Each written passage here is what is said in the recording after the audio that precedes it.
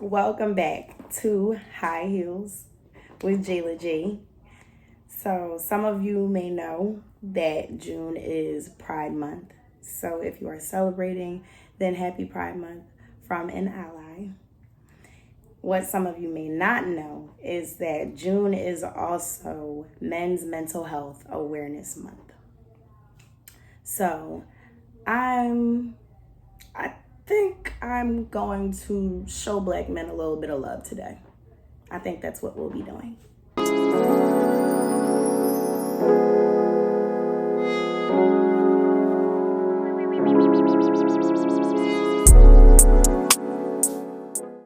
There are a number of reasons for the decline in the black man's mental health.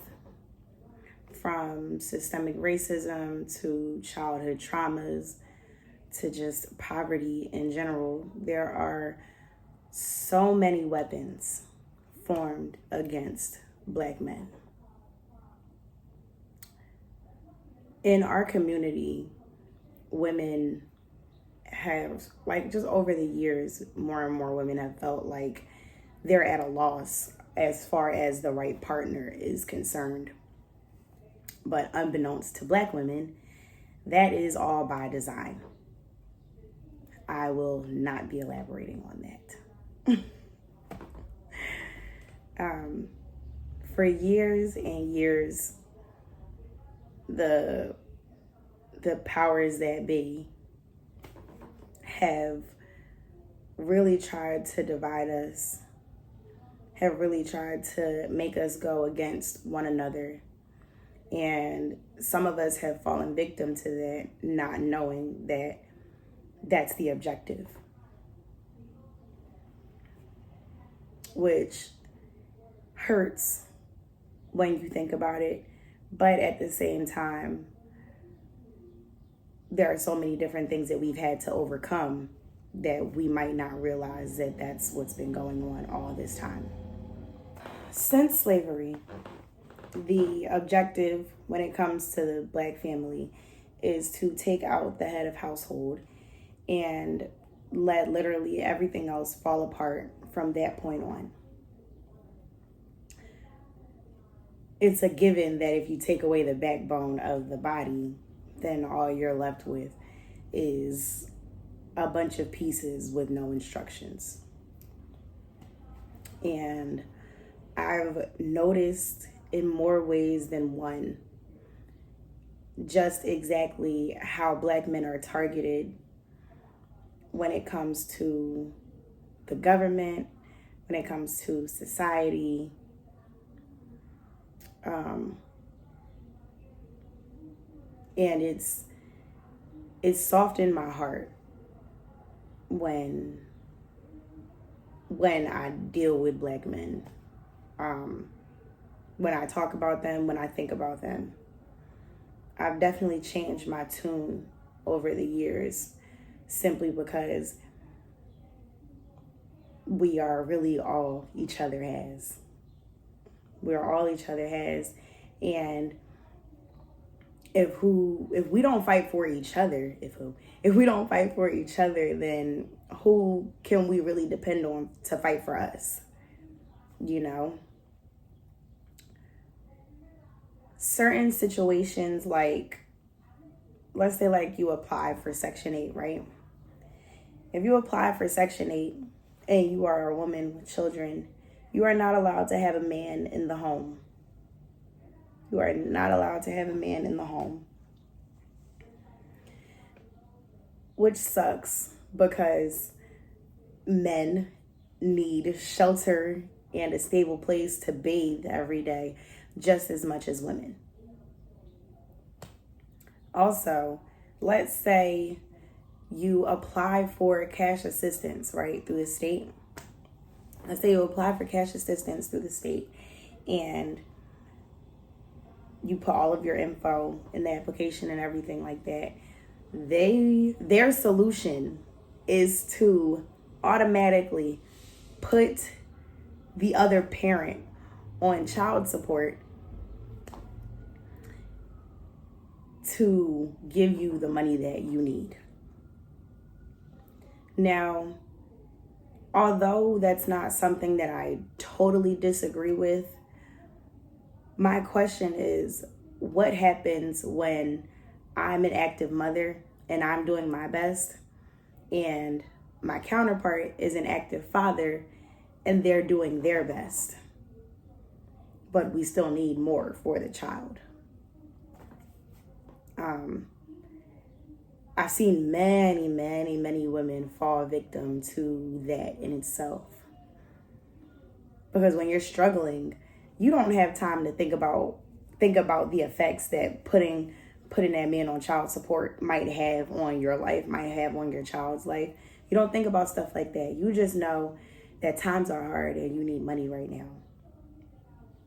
I've seen a lot of Black men affected by that in so many ways.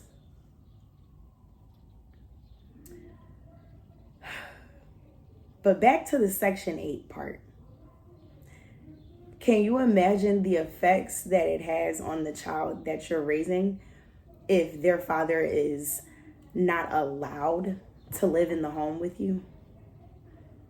Like, I'm not gonna lie, it used to upset me. It used to upset me a lot.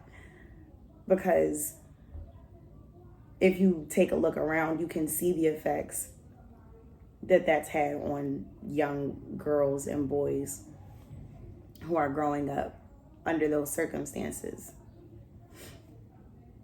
And children need positive male role models. Children need male guidance. There's just something different about male guidance when it comes to raising young women, when it comes to raising young men. And I think that a lot of the issues that we see in our community is a trickle-down effect of our sons and fathers and brothers and uncles being taken away from us sometimes before we have the chance to even get to know them. I've taken a lot of time to observe and take note of how young Black men can be deterred from feeling like they can share their feelings, feeling like they can have community, or even just feeling like they're loved in general. Like, I remember in elementary school, we would be sitting waiting for class to start, and the class clown or the troublemaker, whatever you want to call this young Black kid, whoever, there's been one in every class. I've been in situations where that one kid comes into the class before the class even starts, and the teachers send them out of the class because they just can't do it today.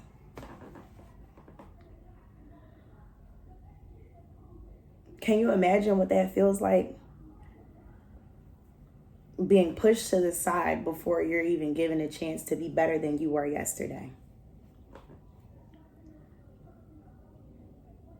On social media, we joke about rappers who said that they had teachers that they'll never be anything in life, or they'll never amount to anything. And even though we joke about it, it really is the farthest thing from funny. It makes me think, how in the world are you supposed to push past the odds? How are you supposed to just go through life and try to make something of yourself when the people who are quite literally paid to help you shape your life tell you that your life isn't worth shaping? When y'all have an answer for that, please let me know.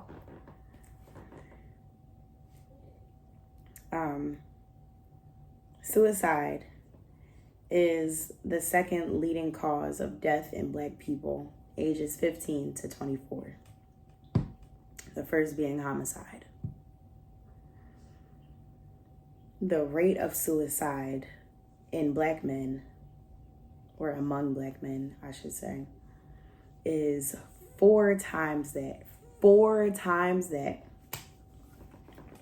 than women, Black women specifically. And although the objective is to bring a halt, bring a stop to suicide altogether, right now we taking baby steps. Also, another thing to note is that from 2007 to 2020, the suicide rate rose to, I think it rose 144% in 10 to 17-year-olds who are Black, of course.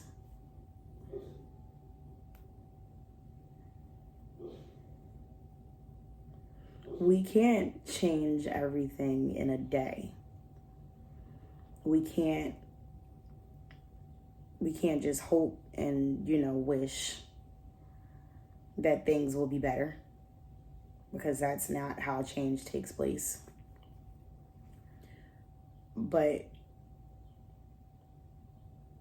we can at least talk about it. Before you put action to something, you gotta have a blueprint. You have to have the steps written out. And all I'm trying to do here is take a big little step in curbing the suicide rate. And so I feel like, why not start with my people, the people that I love most? No shame.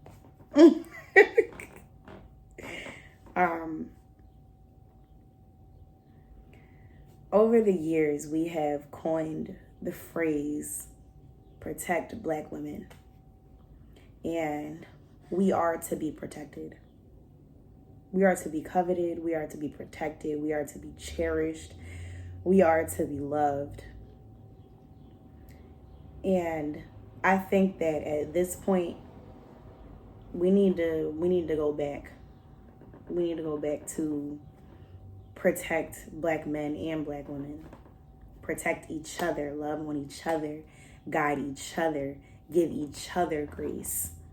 Because we are the only ones. We are the only ones who know what we go through. We are the only ones who have that unspoken language.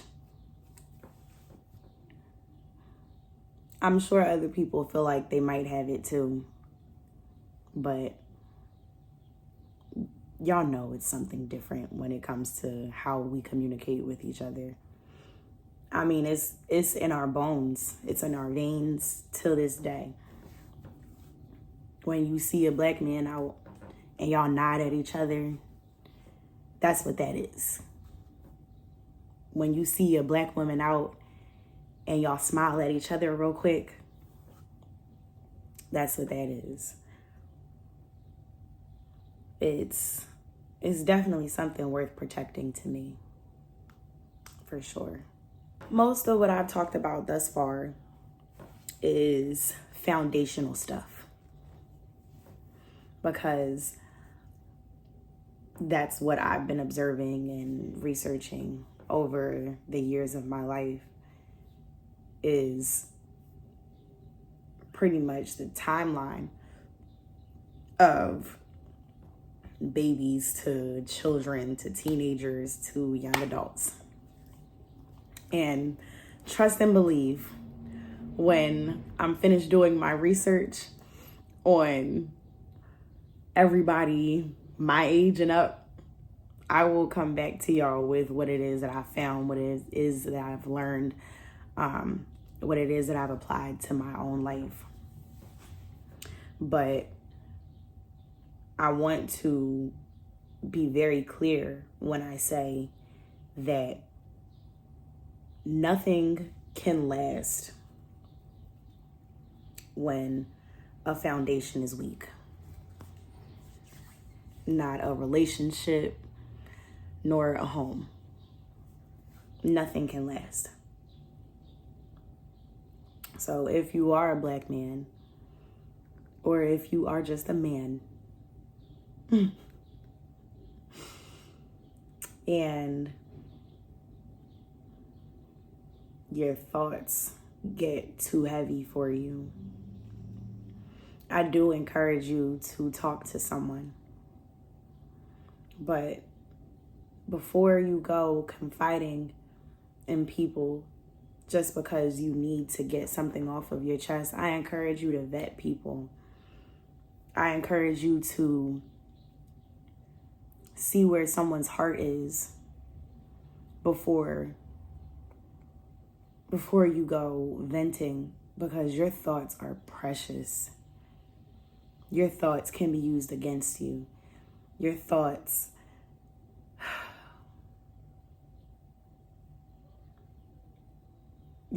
can be your enemy and your best friend, depending on who you share them with. If you don't have anyone to confide in, if you don't have anyone to help carry your burdens with you, I encourage you to find therapy. Find a good therapist that you can rely on. Because everyone may not have a good support system, and that's okay. If you feel like therapy might be a tad bit too big of a step right now, then hear me very, very clearly when I say, try God. God is the Father that we wish we had. God is the friend that will never judge you. God is the only one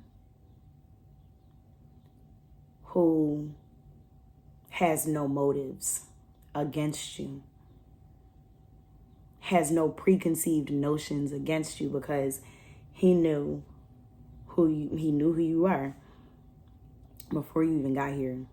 He knew who you was. He knew who you were. Sorry.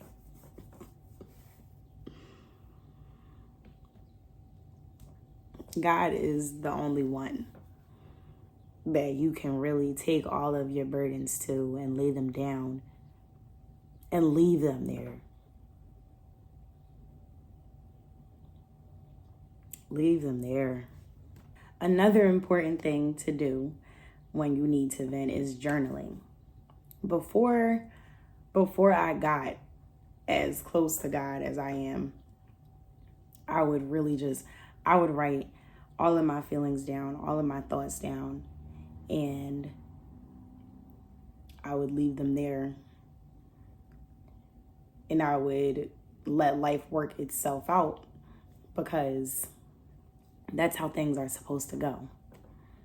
You can't walk around carrying everything on your shoulders yourself. You cannot. So I gave y'all a few different options. So if you don't take heed to any of those things that I said, that'll hurt. Just playing.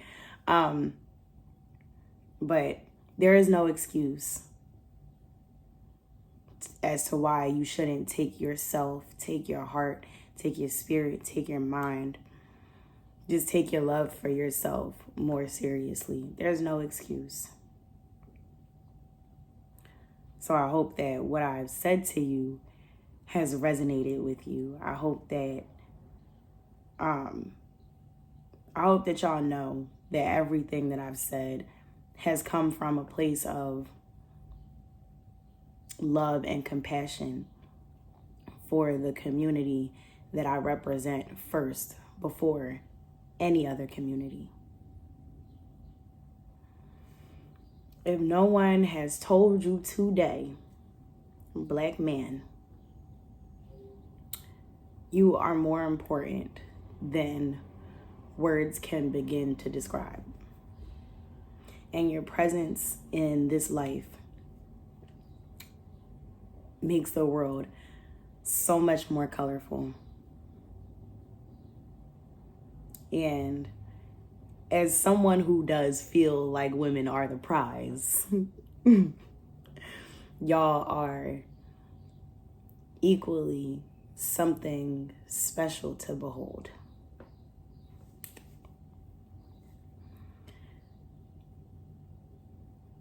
Even if you don't know it yet, you're supposed to be here. You're supposed to be here to feel the highs and the lows of life and to show other people under you, over you, around you, what it really, really, really, really looks like to persevere.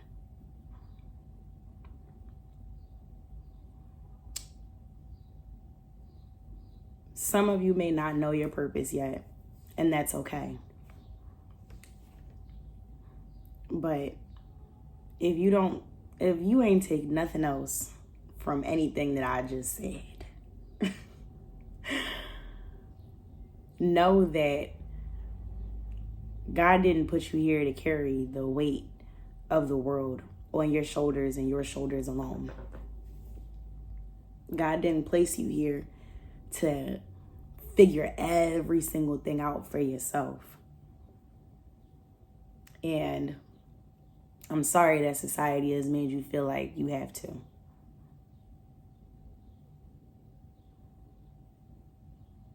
So that's really it. That's it. I hope that I was able to convey how I feel about y'all in a positive way. And I hope that you take this and you share this message with Black men around you, people that you love and care about, because we really do need y'all more than y'all know, more than y'all can begin to explain. Thank you guys for tuning in for another episode of High Heels with Jayla G. Today and every day after that is a good day to love on a Black man. Y'all be easy.